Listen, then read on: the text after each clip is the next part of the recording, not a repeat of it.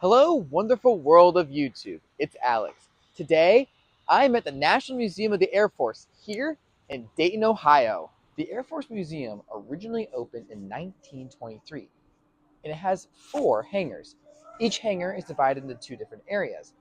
Right now, I'm currently in the first hangar, which has the early years and World War One and some of the World War II aircraft. The other hangars include the Korean War, modern day, Vietnam War, and the fourth hangar is the Space Exploration and Air Force One hangar. But we'll get there soon. Behind me right now is a replica of one of the Wright brothers aircraft flown in the early 1900s. One of the ones that was shown to the US military to try to get them on board for planes. Pretty cool. And next stop is the next segment of the museum. While you're walking through the museum, make sure you look up. After all, you'll see many aircraft hanging from the ceiling or just high up off the ground, including the triplane. Behind me is a K-2 Autodido aircraft. After World War One, but before World War Two, the different designers were trying to make aircraft that could take off in really short runways. Before we got the helicopter, we had this. Basically, the idea was that the top rotor would spin as the aircraft would accelerate, helping it take off faster. These aircraft, however, never really quite took off because we invented helicopters.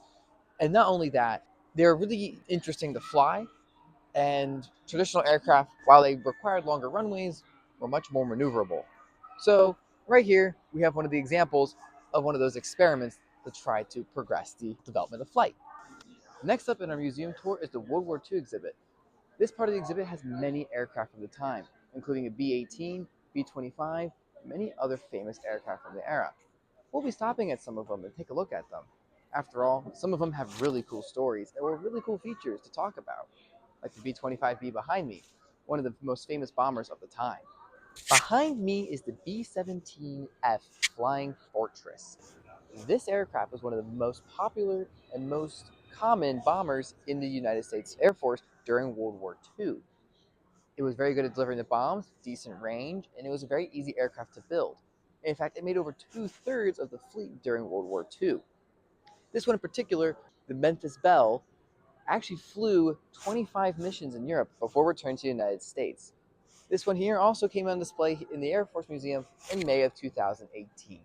This B-29 Super Fortress behind me, the boxcar, is famous for dropping the Fat Man atomic bomb on Nagasaki, which ended the Second World War.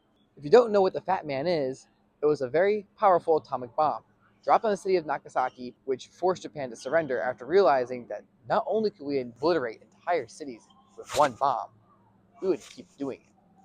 This caused Japan to surrender in August of 1945, allowing us to truly claim victory in World War II.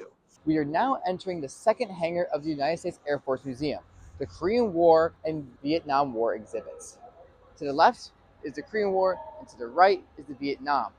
Filled with many different types of aircraft, including the famous B-52, there's a lot to see here. Let's go check it out. Behind me is the UH-19 rescue helicopter. As the name suggests, it was used to rescue the downed airmen during the Korean War.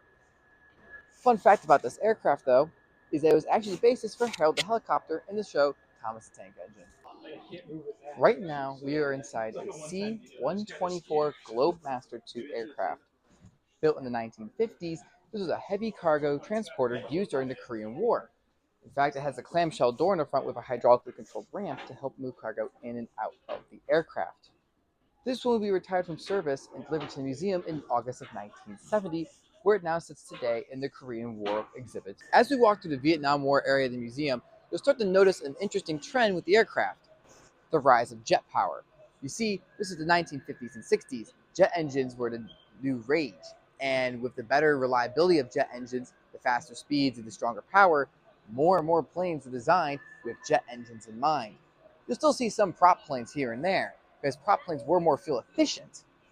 But you'll see the overwhelming majority of fighters and some bombers were jet powered. Behind me now is the B-52 Stratofortress. It's a famous aircraft. It's 8 engines capable of carrying a lot of bombs. It has been in service now since the 1960s. In fact, there are still, I believe, about 100 in service today in the United States Air Force, which is kind of impressive for an airframe, seeing that it's been in service now for 70 years and still doing missions to this day. course, now the U.S. Air Force is looking at giving it new engines, but the one behind me was once an active service member.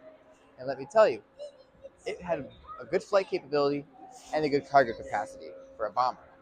So, when you look around the aircraft here, see one of the biggest aircraft they have, which is again the B-52 bomber. We are now entering the third hangar, the Cold War era. As seen throughout this time, the threat of nuclear annihilation was on the rise, and you can see the design of aircraft influencing this anxiety. Throughout the exhibit, you'll see many different iterations of nuclear weapons and the bombers, like the B-36 Peacemaker behind me, designed to carry them. Of course, nothing devastating came from the Cold War. There are some squabbles, but nothing, of course, the threat of global nuclear annihilation. In the 1980s, stealth bombers became the next big thing, superseding the idea of supersonic bombers. Behind me is the B-2, the pride of America, if you ask me. Its stealth technology allows it to carry 40,000 pounds of payload to its destination while being smaller than a bird on the radar screen. Name another aircraft that can do that. 40,000 pounds, small radar profile, makes it the perfect bomber. Of course, now it's being superseded by the B-21 stealth bomber. This one here is the only one of its kind in preservation in the world. So, if you ever want to see a B-2 up close, this is where you want to see it. The B-1 stealth bomber was built in the 1980s, and it was built again to help quell the anxieties about the Cold War. An interesting fact, though, is while this one was delivered in 1988, the first B-1s didn't actually see any active combat until 1998 in Iraq. The disadvantage, though, of the B-1 is it's not stealth, and that's why in the 2000s, the Air Force started cutting down the total number of B-1s in their fleet in favor of the B-2s because the B-2s had the stealth capabilities. The last hangar on our stop is the fourth hangar, Space Exploration, Air Force One, and a couple other aircraft. Behind me is the Space Shuttle Trainer. That was the simulator they used to train the astronauts to fly the space shuttle back in the 70s and 80s and all the way through the 90s. Of course, there's other cool things, like the big rocket to the left, and of course, the Valkyrie in the background. The YB-70 Valkyrie Supersonic Bomber, the big white plane behind me. It was designed in the 1950s and 60s to achieve speeds of Mach 3 while carrying its bombs. In fact, that was a very popular idea at the time. I mean, going supersonic, your enemies couldn't strike you down. Until we got really good at making surface-to-air missiles. That threatened the idea of those planes. Surface-to-air missiles could go very fast and very high and shoot down the bombers. The other problem is that we started developing nuclear missiles. And missiles are cheaper, less human life risk in terms of actually delivering the payload, and also missiles could go faster. This is the only YB-70 Valkyrie in existence. Yes, folks, UFOs are real. Sort of.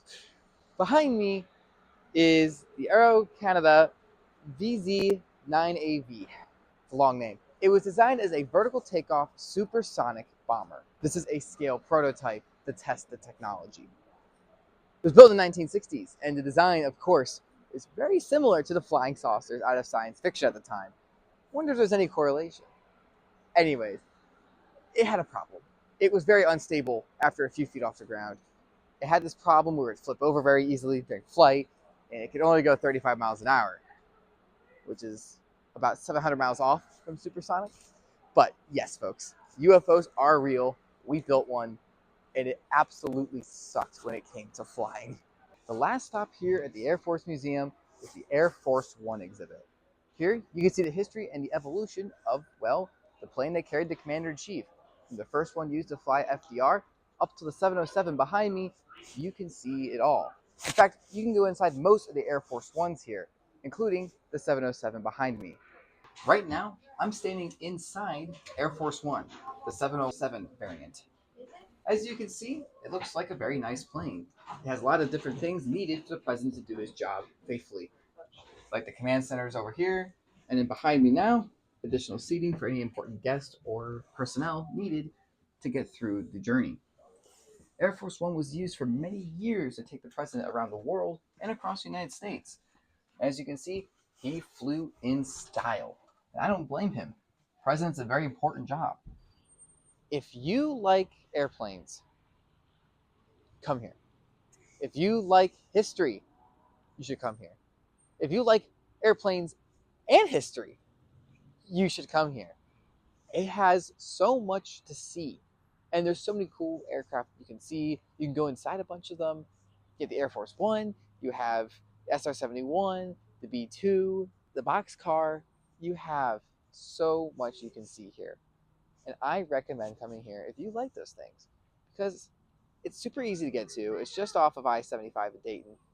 And it's super neat to see all these aircraft up close. And you really get to appreciate the sense of how big or small these planes are and who flew them.